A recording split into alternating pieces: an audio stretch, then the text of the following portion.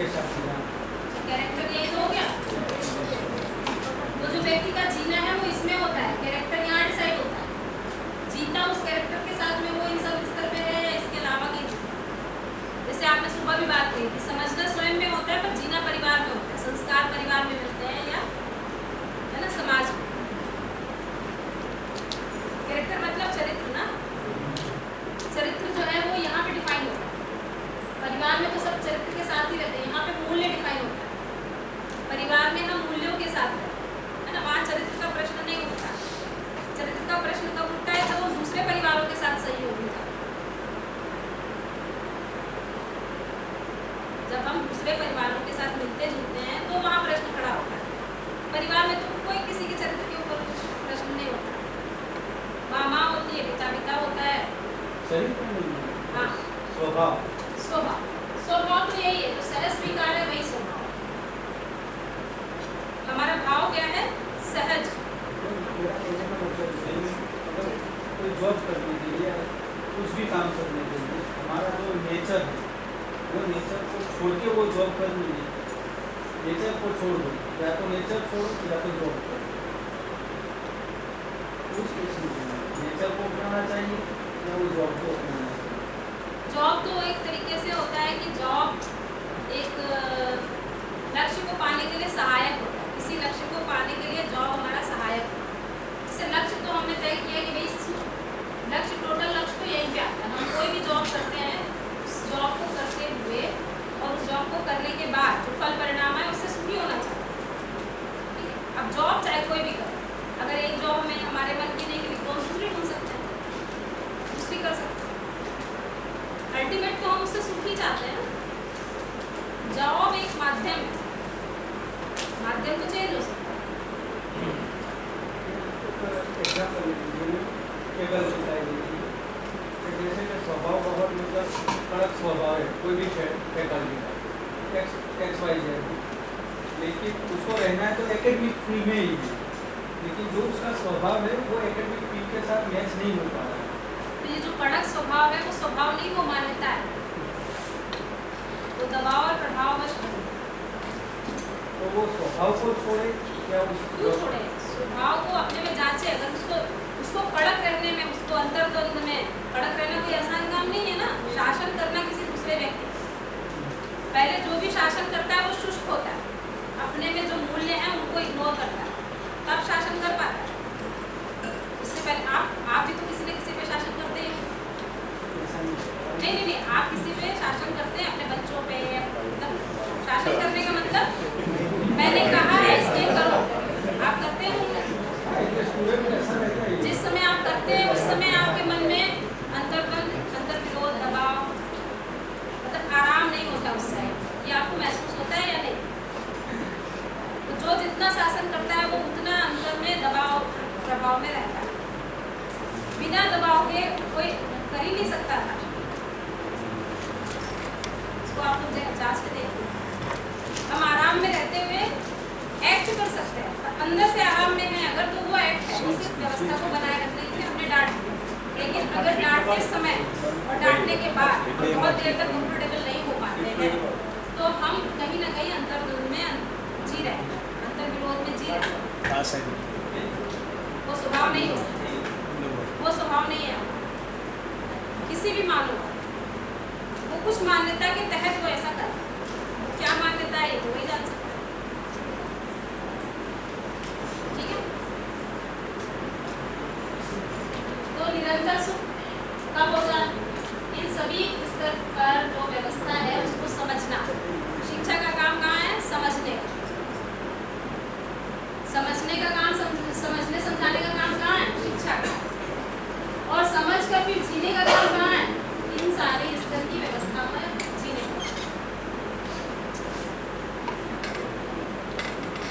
शिक्षा संस्कार का जो मेन काम है, शिक्षा संस्कार की भूमिका क्या है कि इन सभी स्तर पर व्यवस्था को समझना और समझने के बाद व्यवस्था में जीना। ये आवश्यक काम है या अनावश्यक? कुछ करना जरूरी है या गैर जरूरी है? जरूरी है ना।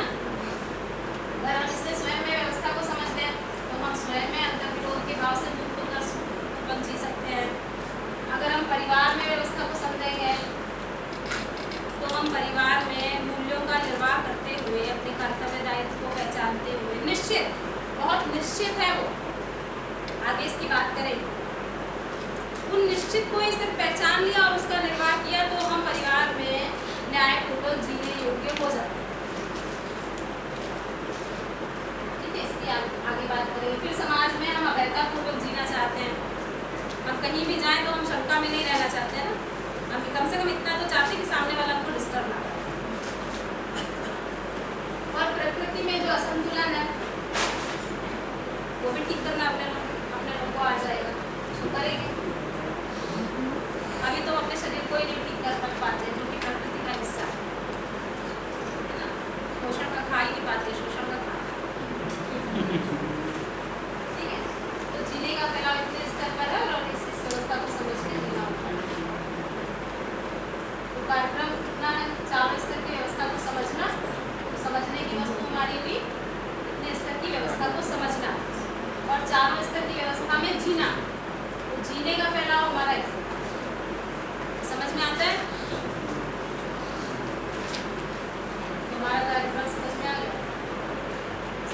ये जो है इन 4 स्तर की व्यवस्था को समझने में सहयोग करना है, ये हमारा कार्यक्रम है। जो इधर बैठा, इधर खड़ा होगा उसका ना, फिर जब आप इधर खड़े होंगे तो वो आपका कार्यक्रम बनेगा, अगर आपको समझ में आएगा तो। चाहे वो आप घर में होंगे चाहे अपने साथ होंगे, तब भी ये अपने साथ भी ये जरूर लगाए रखिएगा कि भाई हम अभी अपने को समझने में सहयोग कर रहे हैं। समझ गए हैं ऐसा नहीं, और दूसरे को समझा देंगे ऐसा तो बिल्कुल नहीं।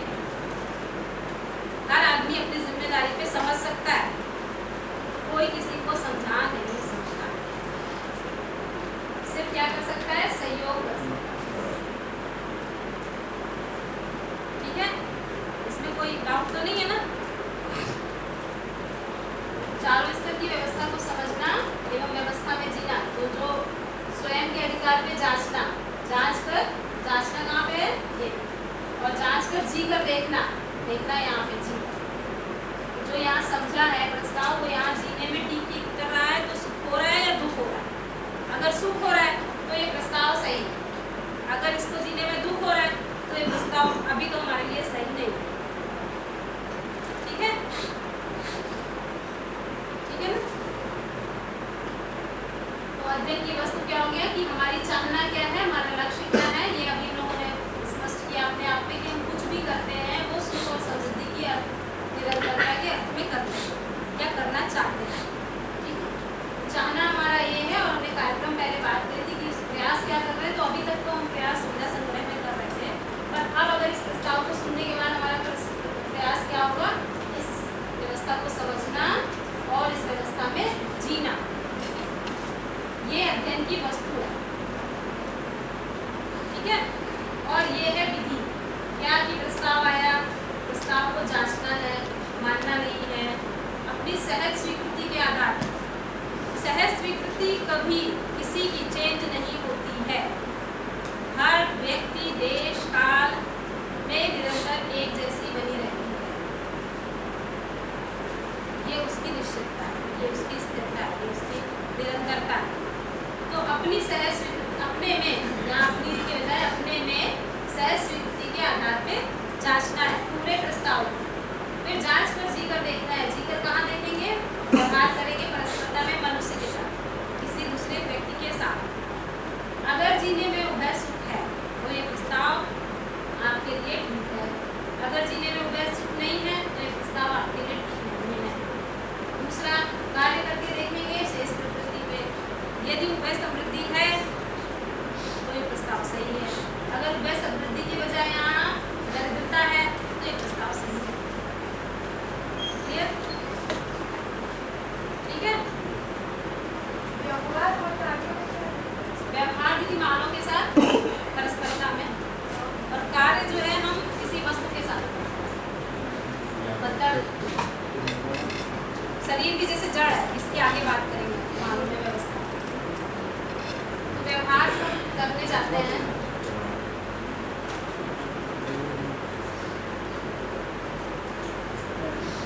चार लेवल की व्यवस्था में समझने में सबसे पहले हम स्वयं को समझेंगे। स्वयं यानी मानव,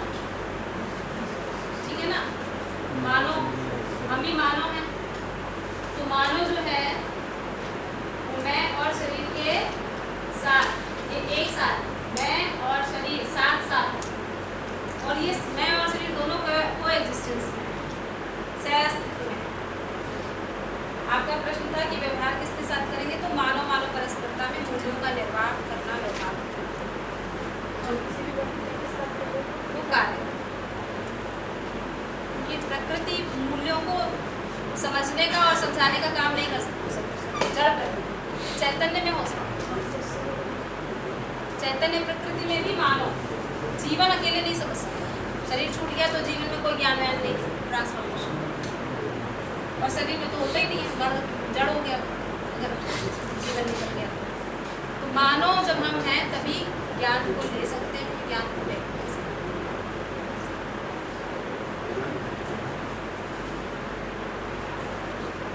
ठीक है, ये जांच के देखिए कि इसको निकाल दें तो ये रहेंगे क्या?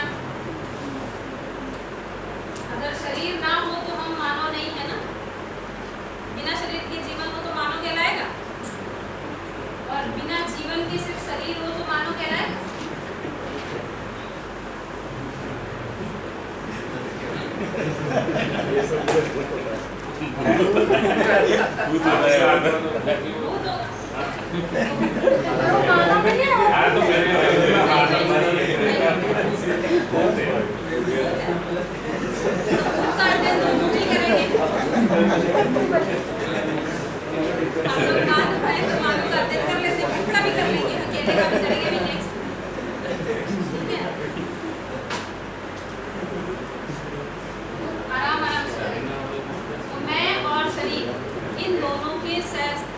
ये दोनों संबंध पूर्वक सहअस्तित्व में है, ठीक है ना, संबंध पूर्वक। दैट और शरीर का जो है ये अलग अलग वास्तविकताएं हैं पर एक साथ। तो जैसे मैं मानव में जो आवश्यकता को देखेंगे तो मैं की आवश्यकता क्या है? मैं की आवश्यकता क्या है? सुख, सम्मान, विश्वास, जितने भी मूल्य हैं, ठीक है ना, जितने भी मूल्य हैं वो मैं की आवश्यकता है। और बॉडी की आवश्यकता क्या है? सुविधा, जैसे भोजन है, जितना भी फिजिकल फैसिलिटी जो भी है वो शरीर के लिए है या मैं के लिए है? शरीर के लिए। जो इसमें सुख चाहिए वो निरंतर चाहिए या सामयिक चाहिए? कभी सुख चाहिए, कभी नहीं चाहिए, कभी सम्मान चाहिए, कभी नहीं चाहिए, कभी विश्वास चाहिए, कभी कोई हम पे शंका करे, ऐसा चाहिए। क्या चाहिए? निरंतर चाहिए ना। और इसको निरंतर दे तो क्या हाल होगा इसका? भोजन निरंतर खिलाने लग जाए तो क्या हाल होगा? ये शरीर कोई भी काम निरंतर नहीं कर सकता, निरंतर सोता नहीं रह सकता, निरंतर बैठा नहीं रह सकता, निरंतर खाता नहीं रह सकता, उसको ब्रेक चाहिए। सम्मान में ब्रेक चाहिए। मैं का मतलब आत्मा है क्या? अभी तो भैया मैं का मतलब जीवन ही मानो, आत्मा आत्मा आत्मा है तो आत्मा की तो कोई आवश्यकता नहीं होती, क्योंकि वो आत्मा तो परमात्मा का अंश है।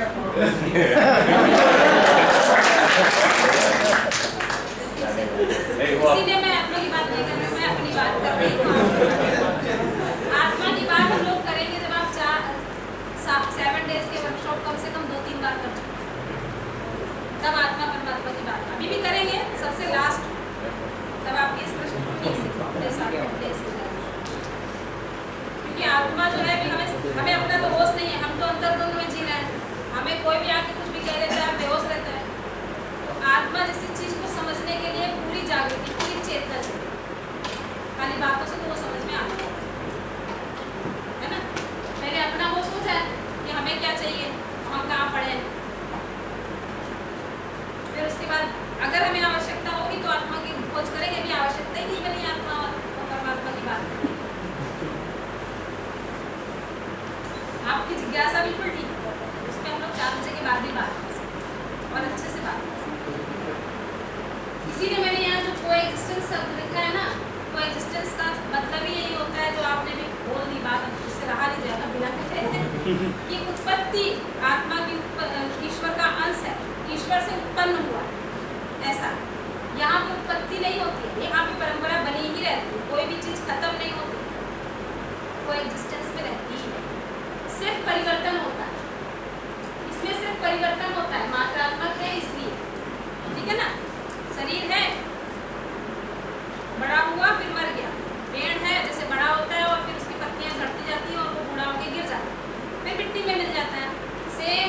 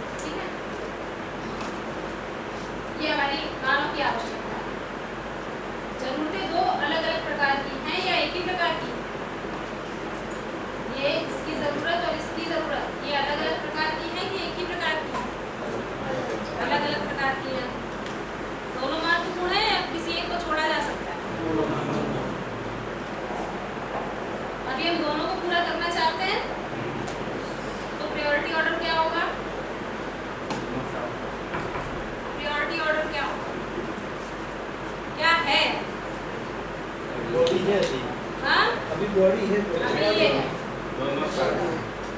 आवश्यकता दोनों की है। हाँ। काम इसमें कर रहे हैं, इसको भूले बैठे हैं या इसका होश नहीं है। और चाहते क्या है कि इसको पूरा करते रहेंगे तो ये पूरा हो जाए, नहीं चाहते ना? ऐसा ही है।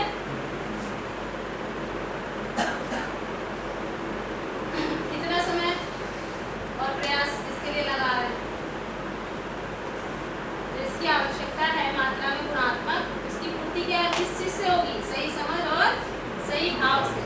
इसकी चूंकि ये मटेरियल है इसलिए इसको फिजियोकेमिकल थिंग से इसकी पूर्ति होती है।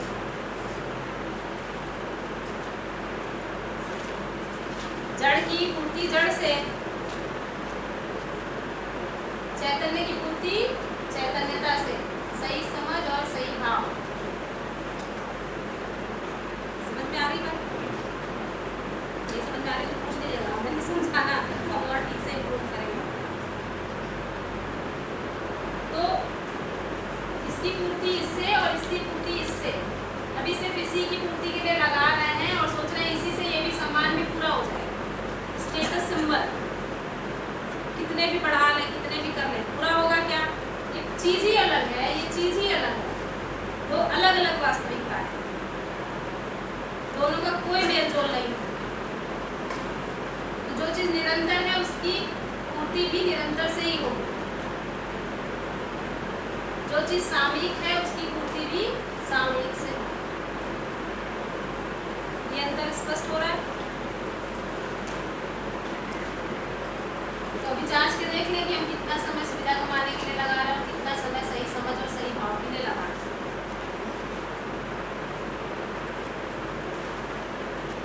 जब हम इसको जांचने जाते हैं अपने में, तो इसको कैसे जांचेंगे? अभी मैं क्या जांचने के लिए, अभी हमारे मैं में हम ये देख पाते हैं क्रियाओं के आधार पे जांचेंगे। जैसे ये पेन है तो पेन को जांचने, पेन है, अगर ये पेन चलने लायक काम ना कर रहा हो, इसकी क्रिया को हम नहीं समझे, तो ये पेन है या नहीं है हमको क्या पता? सिर्फ एक डमी है ना? अगर ये काम कर रहा है तो हम कहते हैं ये पेन। इसी तरीके से इसको जांचना है तो अब ये फिजिकल थिंग है तो हम आंखों से छू के सब जान, पर ये फिजिकल नहीं है, इसको तो हम अपने में ही जांच सकते हैं, अपने में ही समझ सकते हैं। तो जो अपने में जांचने जाते हैं तो हम हमारे अंदर ये क्रियाएं चल रही हैं कि नहीं चल रही? इच्छा, विचार, आशा, ये है इच्छा, विचार, आशा, ये चल रहा है या नहीं चल रहा है? किसको किसको नहीं दिखाई पड़ रहा? अपने में देखिए।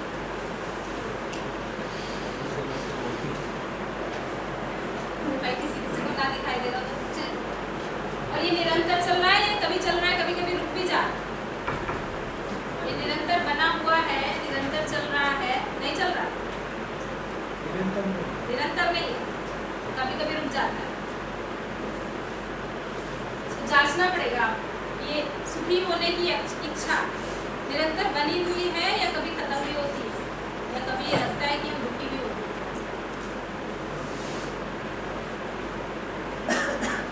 दूसरा, हमें सुख ही करे ये आशा बनी रहती है या नहीं बनी? हम भोजन खाएं तो उससे स्वाद मिलता रहे, ये आशा बनी रहती है या नहीं? हम भोजन खाएं और वो सड़ा निकले, ये आशा तो नहीं रहती है। तो आशा तो बनी रहती है ये कि हम जो भी करें हैं उससे हमें सुख मिले। इसको जांच के देखो वो बनी रहती है या नहीं बनी। सपने में भी कोई उठा के मेरा अपमान करे कि हम ऐसा चाहते हैं, नहीं चाहते, तो ये बनी और ये निरंतर बनी। इसी को पूरा करने के लिए हमारा विचार निरंतर चल रहा है कि कैसे निरंतर और सुख और अच्छा और ज़्यादा कैसे मिलता है, या और दुख कैसे मिले, इस पे चलता है। ये निश्चित है या अनिश्चित है? निश्चित है। तो क्रिया के रूप में अगर हम देखें तो मैं हमको क्रिया के रूप में समझ में आता है, आत्मा के रूप में तो बाद में, और क्रिया के रूप में तो समझ में आता है ना। और ये देखने वाला कौन है? अपनी इच्छा, विचार, आशा को देखने वाला कौन है? मैं खुद की कोई और? द्रष्टा तो मैं ही हूँ और करने वाला भी मैं ही हूँ। अंतर विरोध चलाऊं या संगीत में विचार चलाऊं, ये करता भी मैं ही हूँ। उससे जो होता है सुख या दुख, उसे भोगने वाला भी मैं ही हूँ। ऐसा है। क्रिया के रूप में जब इसको देखेंगे तो उसमें क्रिया के रूप में चलना, खाना पीना, सांस लेना, दिल धड़कना, रक्त वाहिनियों पर खून बहना, ये सब दिखता है इसकी क्रिया। इसी क्रियाओं से तो सभी परिचित हैं अच्छे से। इसकी क्रियाओं की बात पे ध्यान देना।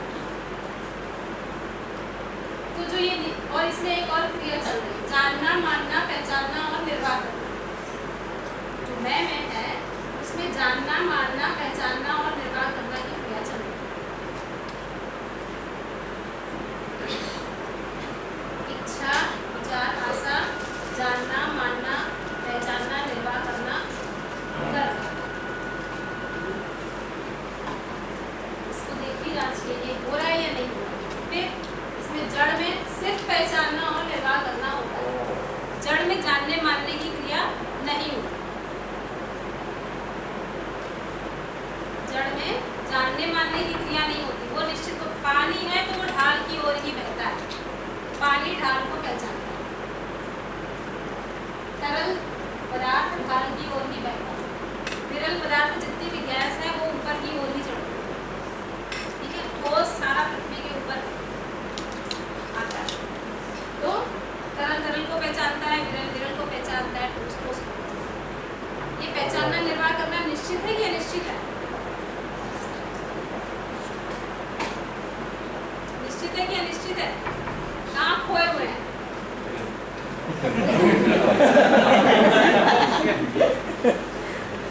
मैं सोच रहा था ये जो आप बोल रहे हो ना सेल्फ, मैं तो मैं ये सोच रहा था मैं कौन हूँ। मैं के बारे में मैं अपने आप से पूछ रहा हूँ मैं कौन हूँ, लेकिन मुझे उसका आंसर नहीं मिल रहा अभी मैं कौन हूँ। इसीलिए मैंने कहा खोइए नहीं हूँ, मैं कौन हूँ? तो समझ आ जाएगी कि ढूंढना कैसे है पेट्रोल। नहीं, आप बिल्कुल सही जगह हैं। आप सही जगह हैं। सबकी अपनी अपनी आवश्यकता है समझने की, इसकी तुरंत ध्यान चला जाता है। सबके प्रश्न, बहुत सारे प्रश्न छिपे हुए, दबे हुए, पता ही नहीं रहता कि इसका आंसर मिल सकता है। जहाँ संभावना मिलती है सब उठने लगता है। प्रश्न ये सब शिक्षा में नहीं दिए गए ना प्रश्नों के जवाब, लेकिन मान्यताओं से बहुत सारे आते हैं। अब जब शिक्षा में ऐसी संभावना बनती है तो फिर पूछना चाहिए, पर होना नहीं चाहिए क्योंकि यहाँ का फिर टॉपिक निकल जाएगा। पता चलेगा यहाँ का सोचने लगता है। तो ये पहचानना, निर्वाह करना जो है वो निश्चित है जड़ का। इसी तरीके से ये शरीर हमारा जड़ है, जड़। ठीक है, इसका पहचानना, निर्वाह करना निश्चित है। आप इसमें पोषण का डालेंगे तो पोषक तत्व को ये ग्रहण करेगा, शोषण का डालेंगे तो नहीं ग्रहण करेगा और ये शुष्क होता चलेगा। ये नहीं कि आप कुछ भी डालेंगे ये आराम से बनता फूलता रहेगा।